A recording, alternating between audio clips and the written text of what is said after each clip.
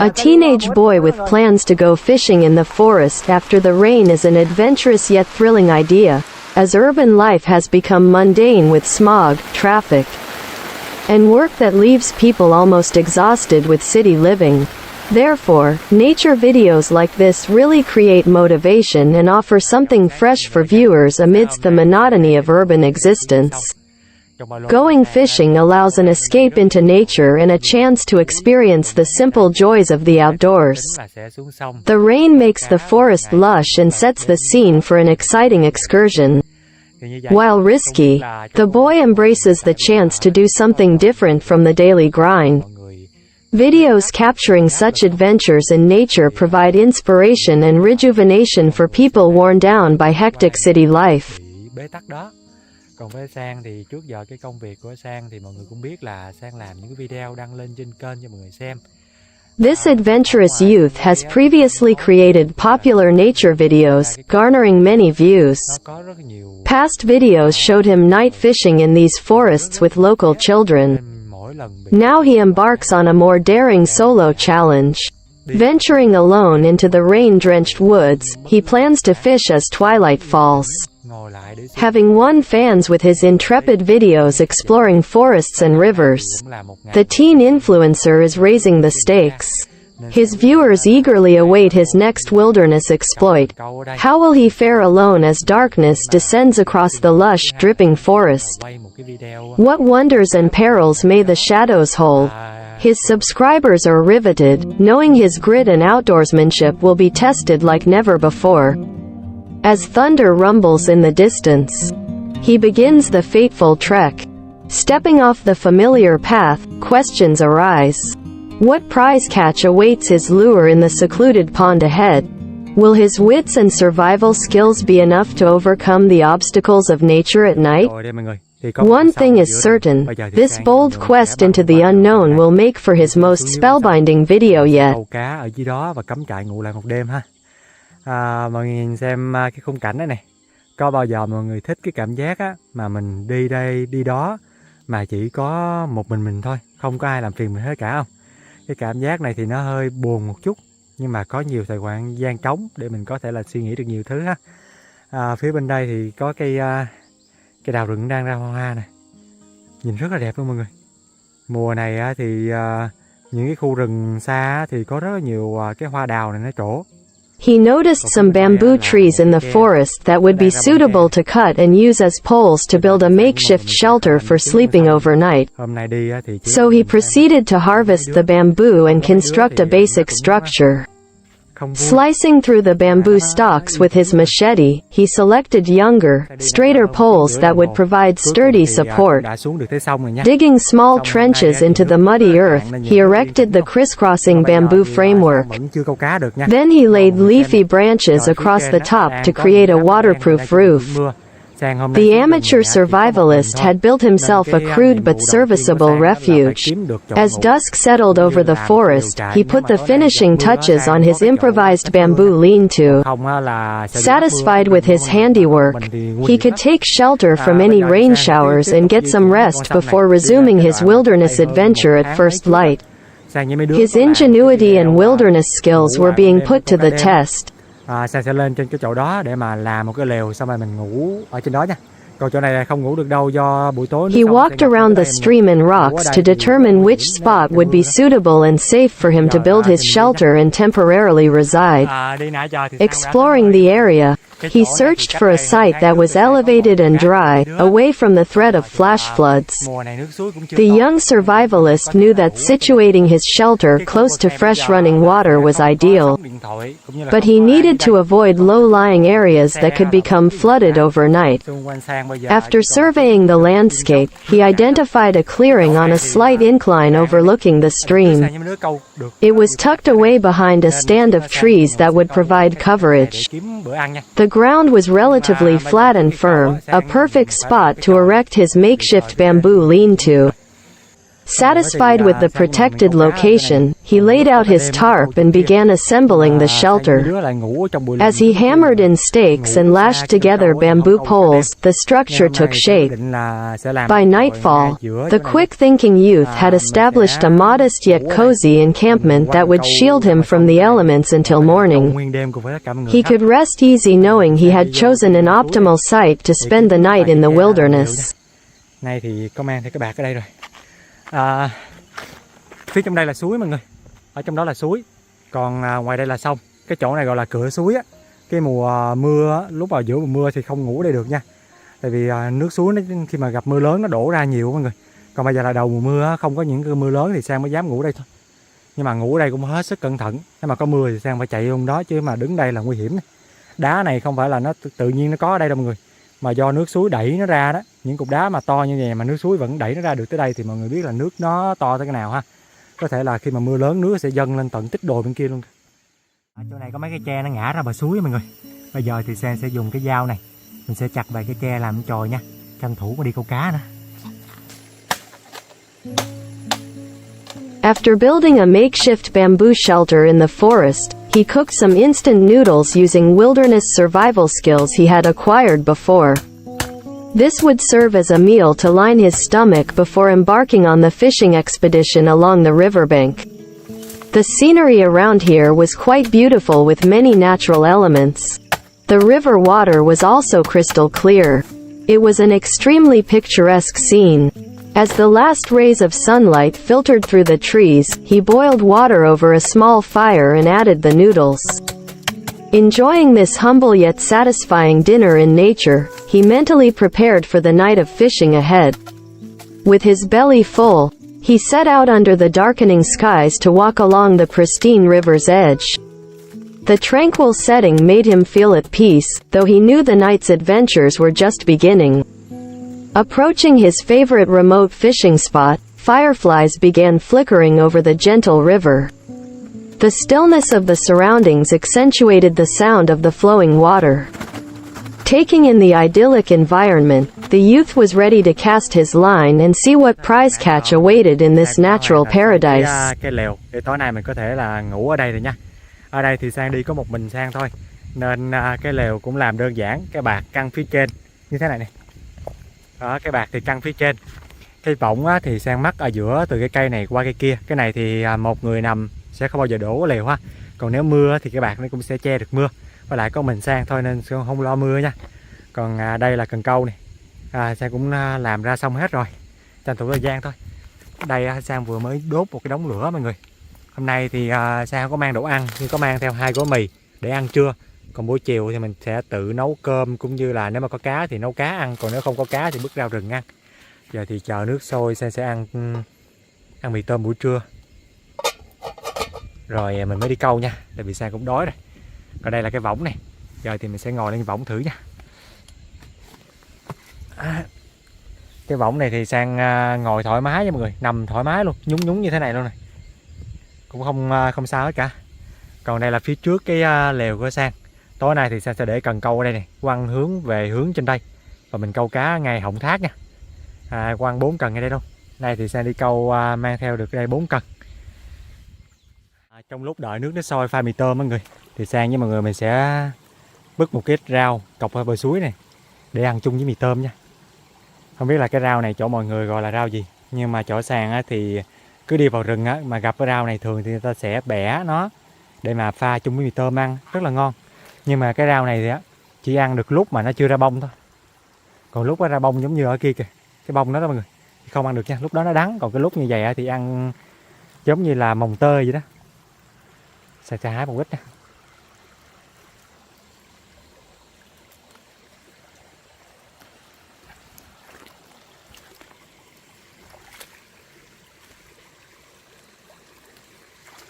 Sang vừa hái được ở đây một nắm rau nha mọi người. Do có một mình Sang thôi nên cũng không hái nhiều nha, hái nhiều ăn không hết rồi phí. Nước thì cũng đã sôi rồi, bây giờ thì mình sẽ pha mì tôm nha. Cho rau vô luôn.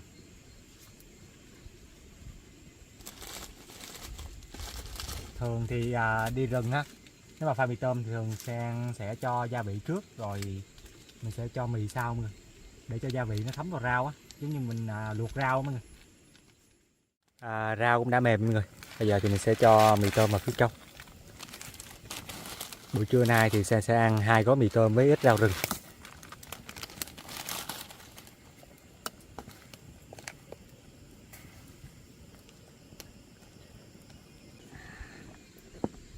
Mì tôm cũng đã chín nha mọi người. Giờ thì mình ăn thôi. Đây, mời mọi người nha, tranh thủ ăn rồi còn câu cá nữa. Trong rừng ăn gì cũng ngon mà, rau rừng này. Đây là một chén mì của Sang. Mời mọi người nha, ăn thôi.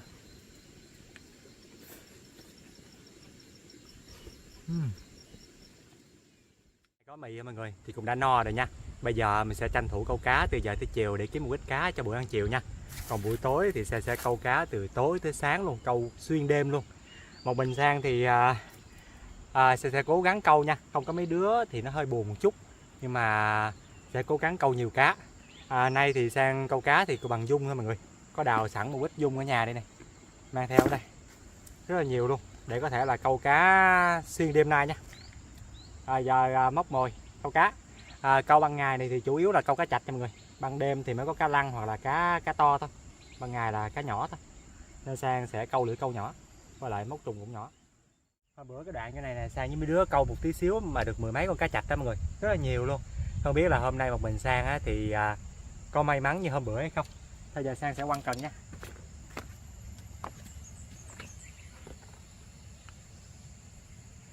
Cần đầu tiên.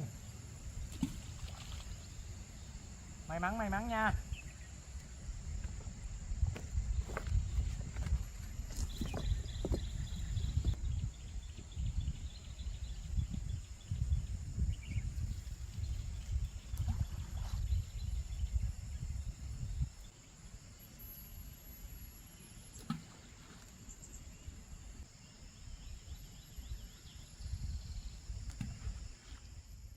Bốn cái cần câu á thì Sang cũng vừa mới quăng xuống nước hết nha mọi người. Bây giờ thì mình sẽ chờ đợi xem cái vận may của mình á là có may mắn câu được cá to hay không. Sang sẽ lên chòi kia để chờ đợi nha. Từ trên chòi nằm rỗng á, mà nhìn xuống đây á là thấy hết 4 cái cần này luôn. Khi nào có cá ăn thì mình chỉ có việc là chạy xuống giật thôi. Giờ quay lên chòi nha. Cái hôm nay á thì trời không nắng mà cũng không chỉ mưa mọi người, không mưa mọi người, chỉ ui phía trên thôi. Hy vọng là sẽ có cá to.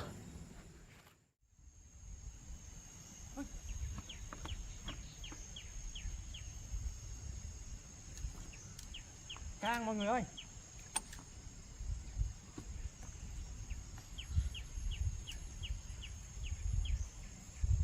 Câu đây của Sang dính cá mọi người ơi. Một cá đầu tiên.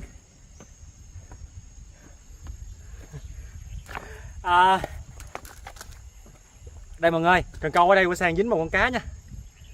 After fishing for a while, the boy caught a fish in the forest and was very excited to show it to the audience. This forest fish was caught by sheer luck. It didn't bite the bait, but rather its body accidentally got hooked on the fishing line, so it was reeled in. The boy thought this was a random stroke of good fortune and he was thrilled. Next, still buzzing from his lucky catch, he walked around to forage for wild vegetables, planning to make a hot and sour fish soup tonight called gun chua, a Vietnamese specialty dish that is very tasty. Elated by his first catch of the excursion, the youth held up the forest fish proudly as the camera rolled. Though it hadn't taken the bait, the wriggling fish was a triumph nonetheless. After documenting his prize catch, he set off to gather ingredients for a wilderness culinary delight. Roaming the lush forest, he collected various greens and herbs. The resourceful young survivalist had learned which wild plants were edible.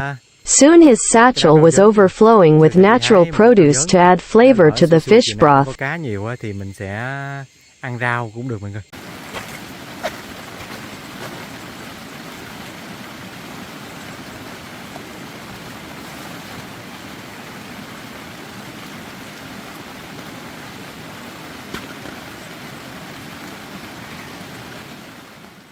Trời đổ mưa từ nãy giờ hơn 2 tiếng đồng hồ, cuối cùng cũng ra tạnh nha. Đây là căn chòi của Sang sau trận mưa. Thì phía trong nó vẫn không bị ướt, Sang vẫn ngồi thoải mái nha. Cần câu nãy giờ Sang quăng ra, Sang câu dính thêm được con cá chạch nữa thôi. Giờ thì lại không ăn. Dạng như là hôm nay không có mấy đứa nên kiếm đồ ăn cũng khó. Nước sông bây giờ thì nó cũng chuyển sang màu đục rồi. Do suối đổ nước mưa ra nhiều mọi người, nên nước nó cũng đục dần, không còn trong giống như hồi nãy nữa. Còn đây là con suối mà phía sau chòi của Sang này. Cơn mưa cũng lớn á mọi người, nên nước suối nó đổ ra rất là nhiều. Đó, đục ngầu hết luôn. Cái này là nó chỉ mưa 1 tiếng mấy 2 tiếng nó tạnh nha. Còn nếu mà mưa 3-4 tiếng nó mới tạnh á, thì Sang không dám ngồi đây đâu. Tại vì khi mà nước từ trên nguồn kia nó đổ về á, là chỗ này nó sẽ tràn nước hết nguyên khu vực này luôn. Ngồi đây là cực kỳ nguy hiểm á. Bây giờ thì Sang vào chòi nấu cơm cho xong đó. Cái nồi cơm cũng sắp chín rồi. Rau dớn Sang lặt xong bỏ bên kia. Đợi một hồi câu có cá nữa hay không rồi bằng cá rồi nấu canh chua nha. Cơm cũng sắp chín rồi. Cần đây của Sang có dính cá mọi người ơi. Ui dính cá mọi người ơi, dính cá bự rồi. Cá bự rồi. Cá lăng.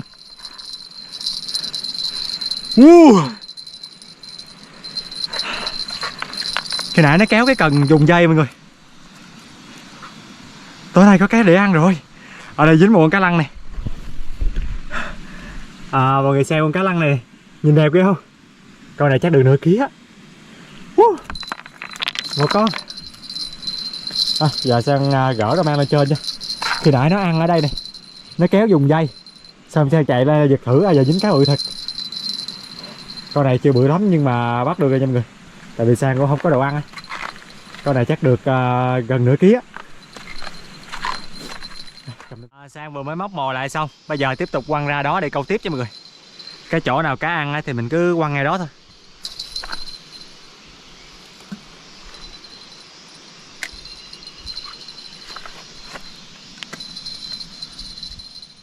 Giờ là 6 giờ tối nha mọi người. Trời phía trên thì tiếp tục đang chỉ mưa nè. One fish was not enough to fill his stomach. The boy decided to catch a few more fish so that dinner tonight would be a real feast. He knew that a variety of different fish combined would make for a delicious meal.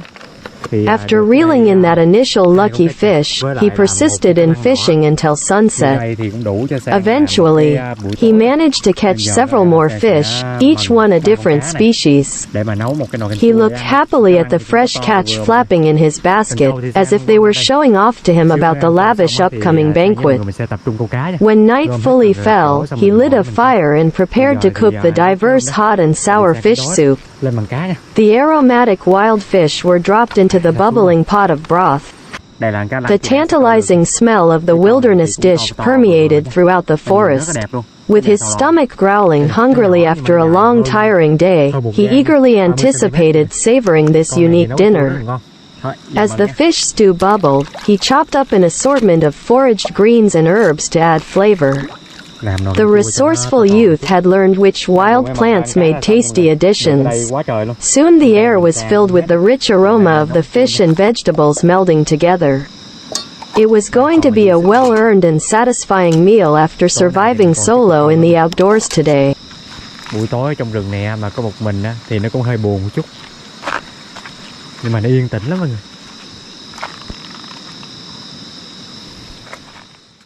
Con cá lăng với cá chạch này mọi người thì nó không bị tanh nha, nên Sang chiên sơ cá xong rồi cho nước vào, xong nồi canh chua này. Giờ tiếp theo là Sang sẽ cho rau dớn vào phía trong nha. Cái nồi canh chua này một mình Sang ăn là sợ là không hết luôn mọi người, quá trời rau cũng như là quá trời cá luôn mà. Cho hết rau vô, đợi nước sôi lên cái nữa là dọn để ăn thôi. Giờ mình đậy nắp lại nha.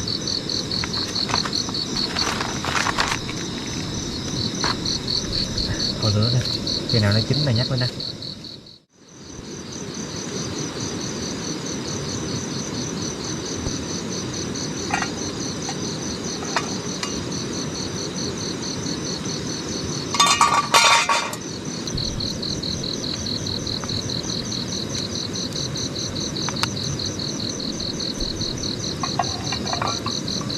Canh sắp chín nè mọi người ơi.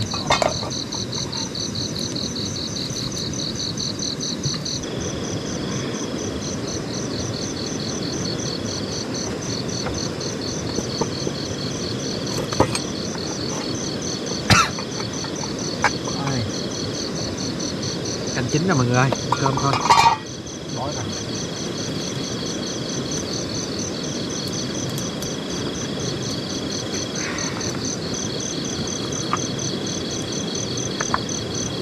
Cơm canh thì Sang nấu cũng đã chín nha mọi người. Tối hôm nay thì không nồi canh hoành tráng luôn. Giờ thì Sang mời mọi người cùng với Sang ăn cơm nha. Nhưng trước khi ăn thì Sang múc ra một ít. Finally, the hot and sour fish soup with the various species of fish was finished cooking. Looking at the pot of fish soup he had made, it appeared very appetizing with the strong aroma of wild fish and foraged greens permeating the air. In addition, some chili peppers and salt were indispensable for dipping the fish to create a wonderfully flavored spicy and sour fish stew. This was an authentic taste favored by Vietnamese people. The young wilderness chef beamed with satisfaction at the completed dish. The chunks of fresh fish floated in the savory broth along with the assortment of wild vegetables he had collected. The tantalizing smell made his mouth water after a long day of survivalist activities away from civilization. Serving himself a generous portion, the heat and tanginess of the soup along with the textured fish hit his taste buds, transporting him back home. He sprinkled on some salt and chopped chili to add that extra Vietnamese kick. With the last rays of sunlight filtering through the trees, he slurped up the heartwarming stew contentedly. This gourmet meal was the perfect satisfying reward after a successful day of fishing and foraging in the lush forest.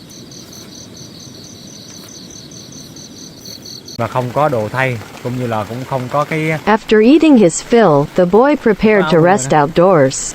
It started raining heavily in his makeshift bamboo shelter. He had planned to go night fishing if the rain let up. However, the downpour continued strongly. The small stream where he was fishing earlier was now flooded and swollen due to the heavy rainfall. Additionally, to keep himself safe, the boy had prepared some backup tools in case the floodwaters rose high and threatened to sweep him away. He kept a rope on hand that he could grab onto and cling to so as not to be carried off by the current. As thunder rumbled loudly, the boy hunkered down in his lean-to and listened to the torrential rain pounding on the leafy roof. The bamboo structure creaked under the wind but held steady. Peering outside at the rising water level, he was glad he had chosen higher ground to erect his shelter. Clutching his emergency rope, the young survivalist waited out the storm. While disappointed he couldn't night fish as planned, he knew safety was paramount. The makeshift shelter protected him from the elements and potential flood danger. Settling in for the night, he dozed off as rain pelted the forest, content after his delicious wilderness dinner. Come morning, he would reevaluate the weather and terrain before plotting his next move. Chiều Sang với mọi người đi bẻ cây củi á. Bây giờ thì không còn là con suối nhỏ nữa nha mọi người, mà nước suối nó đang đổ về này. Nước suối nó đổ về rất là nhiều luôn. Khi nãy Sang ra 5 phút trước á, là nước suối nó còn nhỏ dưới kia, mà sau 5 phút mà nước suối nó đã dâng lên tới đây nè. Sang hy vọng là một xíu nữa là nó đừng có dâng lên nữa nha. Nếu nó dâng lên tới kia là chòi Sang là bắt đầu bị ngập rồi mọi người. Chòi Sang ngay đây rồi. Giờ nó dâng lên khoảng tầm 1 gang nữa thôi là chòi Sang bị ngập. Còn nếu nó dâng lên 2-3 gang nữa là Sang không có đường đi qua bên kia luôn. Bên kia thì nó cũng chảy, có một cái suối nó chảy về hướng bên kia mọi người. Nói chung là cái này á, nếu mà nước dâng lên quá là sẽ bị ngập luôn, rất nguy hiểm. Mọi người thấy nước nó chảy không?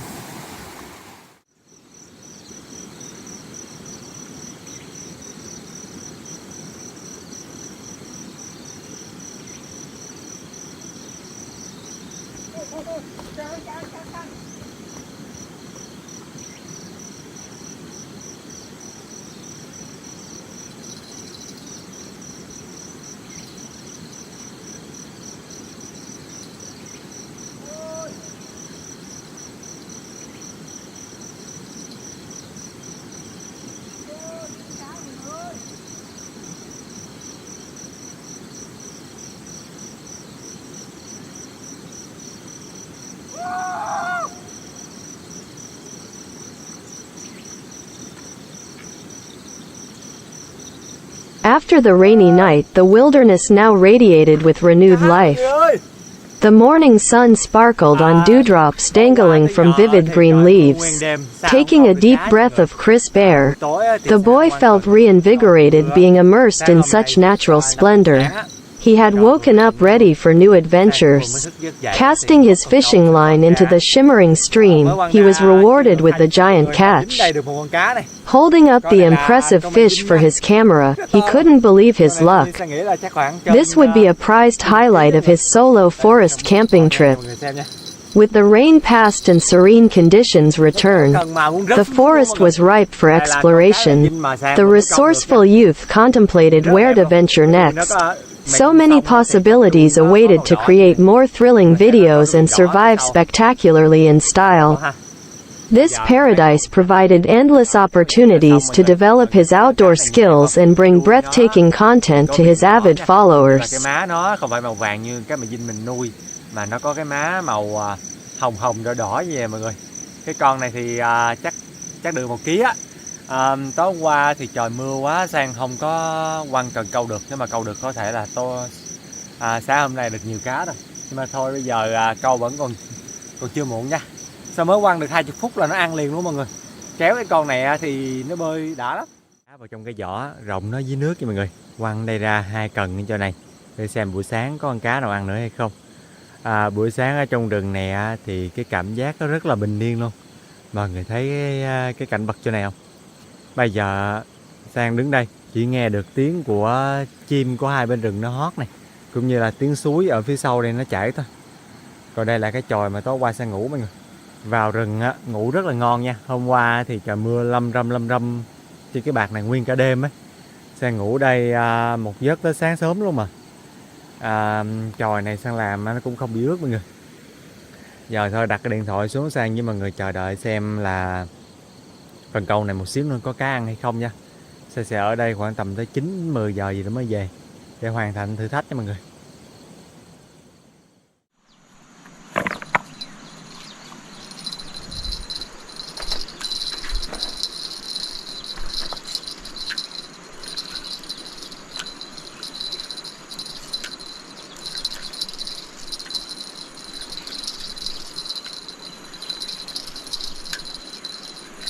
Cá ăn là sao thôi.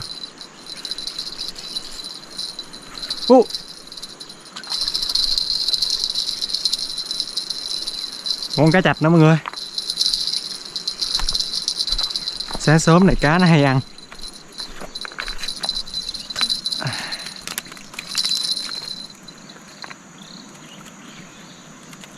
Câu ở đây của Sang dính thêm một con cá chạch đây nha.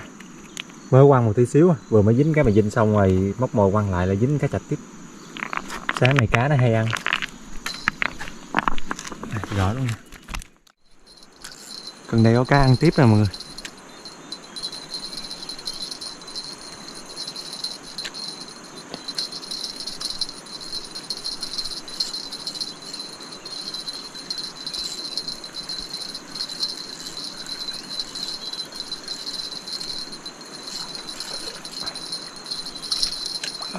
Ở đây dính thêm một con cá chạch đây nha.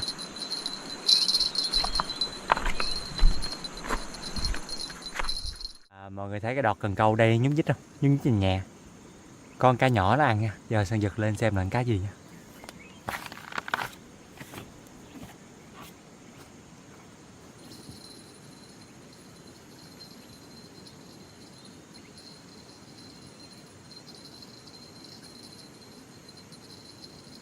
Sang is a young boy living in Vietnam who has a YouTube channel called Sang Vlog. He has accomplished something that many other kids his age may not have been able to do, creating his own YouTube channel where he shares about himself and promotes the beautiful scenery of Vietnam for the world to see. Sang has attracted hundreds of thousands, even millions of viewers who eagerly tune in to his videos. And he has been able to earn income for himself through his channel. Sang has shared that whenever he feels sad or contemplative, he goes into the forest to find a sense of peaceful solitude. But by putting himself out there on YouTube, the solitary emotions he once felt have now been received and embraced by millions of caring viewers. What is remarkable is that Sang launched his channel entirely on his own initiative, showcasing his village life and adventures in the countryside. His videos highlight simple everyday moments and interactions, fishing, cooking, chatting with family. But these slices of rural Vietnam offer a peek into a culture and land that many worldwide find fascinating. Sang's humble sharing of his world has resonated profoundly with the global audience. At his young age, Sang has leveraged the power of modern technology to build connections and touch hearts across borders. His YouTube channel is building cultural bridges while earning him a creative outlet and livelihood. 5 ngày 4 đêm câu cá ở dưới sông. Nên nếu như mọi người ủng hộ ý kiến này á, thì mọi người hãy bình luận trong cái video để ủng hộ để nói cho Sang biết nha. Còn bây giờ thì sẽ lên gom hết đồ đạc này kia rồi đi về. 1 ngày 1 đêm câu cá dưới đây á, thì Sang câu được một con mè dinh to. Sáng giờ thì câu được 4 con cá chạch với 2 con cá chạch, khi chiều nó là 6 con cá chạch với lại 1 con cá lăng. Tính ra thì một mình Sang câu cũng được 2-3 kg cá. Buổi tối thì không câu được nha mọi người, do là trời mưa quá, nếu mà câu được ban đêm nữa thì thôi chắc nhiều lắm, nên hẹn một dịp khác thôi. Bây giờ thì Sang sẽ tạm dừng clip tại đây. Cảm ơn tất cả mọi người đã theo dõi video này của Sang. Bây giờ thì chào biệt tất cả mọi người, bye.